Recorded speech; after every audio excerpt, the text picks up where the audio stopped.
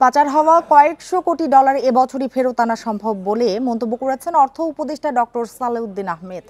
তিনি বলেন, পাচার হওয়া অর্থের বড় অঙ্কই ফেরত আনতে চেষ্টা করছে সরকার। সকালে সচিবালয়ে সরকারি ক্রয় সংক্রান্ত উপদেষ্টা কমিটির সভা শেষে কথা বলেন তিনি। অর্থ উপদেষ্টা আরও বলেন, পাচারের অর্থ ফিরিয়ে আনতে বেশ কয়েকটি দেশের সাথে চুক্তিসহ বিভিন্ন প্রক্রিয়া এরই মধ্যে শুরু হয়েছে।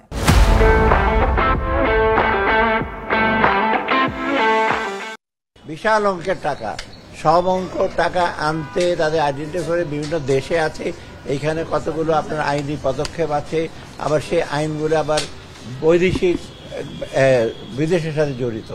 আমরা চেষ্টা করছি ইমিডিয়েটলি যেটি পারি, কতগুলো সেন্সিটিভ কেস করা হয়েছে, অন্যগুলোরও আমরা চেষ্টা করছি যে যত তাড়াতাড়ি অ্যাটলিস্ট প্রসেসটা শুরু করি, কিছুটা ইন্ডিকেশন আসো।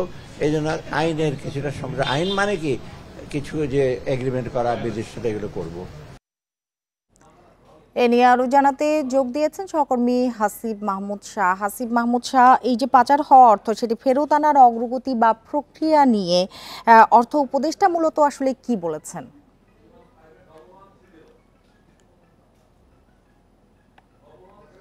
দেখেন, আজকে সকালবেলা যে আলোচনাটা ছিল ক্যাবিনেটে, সেখানে আলোচনা শেষে যখন আমরা ক্রয় সংক্রান্ত যে উপদেষ্টা কমিটির সভা, সেই সভা শেষে আমরা ডক্টর সালেউদ্দিন সাহেবের কাছে জানতে চেয়েছিলাম যে সাবেক সরকারের যে অর্থ পাচার হওয়ার যে বিষয়টা উঠে এসেছে তা নিয়ে আসলে কি করতে যাচ্ছে বা কি করার বিষয়ে ভাবছে। এবং উনি যেটি জানিয়েছেন যে বিদেশ থেকে অর্থ ফেরত আনতে প্রায় 200টি আইনি প্রতিষ্ঠানের সাথে সরকার ইতিমধ্যে আলোচনা করেছে এবং 30টি আইনি প্রতিষ্ঠানের সাথে চুক্তি করবে সরকার, এ বিষয়ে সিদ্ধান্ত নিয়েছে।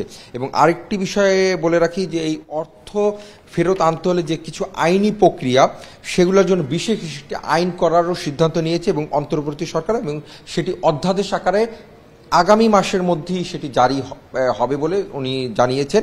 একই সাথে আরেকটি বিষয় যে গতকালকে সরকারের যে প্রধান উপদেষ্টার যে একজন বিশেষ সহকারী ডক্টর আনিসুজ্জামান চৌধুরী, উনি যে যোগদান করেছেন, উনি আজকে কিছুক্ষণ আগে গণমাধ্যমের সাথে কথা বলেছেন। আমরা কিন্তু ওনার কাছেও এই বিষয়টি জানতে চেয়েছি। উনি যেটি জানিয়েছেন, এই বিদেশ থেকে পাচার হওয়া অর্থটা আসলে কি পাওয়া সম্ভব কিনা, উনি কিন্তু দৃঢ় কণ্ঠে বলেছেন যে বিদেশ থেকে অর্থ যে পাচার হয়েছে বিভিন্ন সময় সেটা ফেরত আনা সম্ভব। এবং সেটার উনি বলছেন এটার সবচেয়ে বড় শক্তি হলো আমাদের প্রধান উপদেষ্টা, তার সাথে বহির্বিশ্বে একটা ভালো সুসম্পর্ক রয়েছে এবং ইতিমধ্যে সেই সুসম্পর্কের কারণে প্রধান উপদেষ্টা আলোচনা করেছেন এবং যে দেশে এই অর্থগুলো পাচার হয়েছে সেই দেশের অনেকের দেশ থেকেই কিন্তু আশ্বাস পাওয়া গেছে বলে উনি কিন্তু আমাদেরকে জানিয়েছেন। সেক্ষেত্রে সরকার, বিগত সরকারের সময় পাচার হওয়া অর্থ ফেরত আনার বিষয়ে কিন্তু একটি তাদের মনোভাব দেখা যাচ্ছে এবং তারা বেশ শক্তভাবেই বলছেন যে এই অর্থ ফেরত আনা যাবে এবং এর মাধ্যমে আসলে বিদেশে কি পরিমাণ অর্থ পাচার হয়েছে হয়তোবা এর তথ্যটাও কিন্তু স্পষ্টভাবে পাওয়া যাবে। আর ইতিমধ্যে আরেকটি বিষয় বলে রাখি যে এই অর্থ আনার বিষয়ে যে সরকারের যে বিভিন্ন সংস্থাগুলো কাজ করছে, তারা একসাথে কাজ করছে এবং সেখানে কিন্তু দুদক কাজ করছে, সিআইডি কাজ করছে এবং অর্থ মন্ত্রণালয়, বাংলাদেশ ব্যাংক সবাই কিন্তু একসাথে কাজ করছে যে আসলে কোন কোন দেশে এই অর্থগুলা কিভাবে মানি লন্ডারিং বা অন্য কিভাবে এই অর্থগুলা গিয়েছে সেই বিষয়ে কিন্তু তারা খতিয়ে দেখছে। সচিবালয় থেকে কথা হচ্ছিল সহকর্মী হাসিব মাহমুদ শাহের সাথে। চলে যাচ্ছি পরের খবরটিতে।